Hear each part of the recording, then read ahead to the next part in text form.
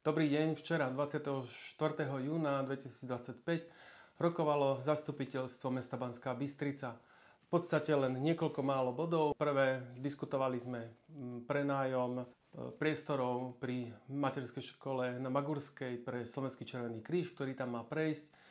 Po včerajšej diskusii myslím, že tam nejaké väčšie problémy nehrozia, takže nakoniec ten prenájom bol odklepnutý.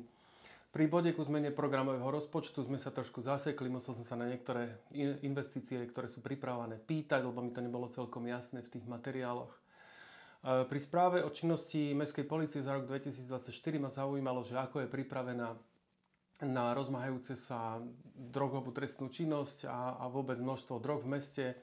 Určite ste zachytili aj v posledných dňoch tie správy z Banskej Bystrice, ktoré sú plné obáv.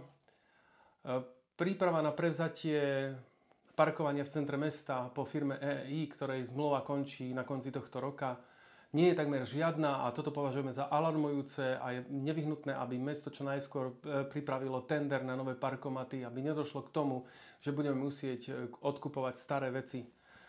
Čo sa týka nášho vyhlásenia, ktoré sme pripravili a nakoniec neprešlo, tak to mi je ľúto, ale je to vizitka celého zastupiteľstva. Pozdravujem vás a teším sa s ďalšími novinkami v podstate už v utorok z krajského zastupiteľstva. Dovidenia.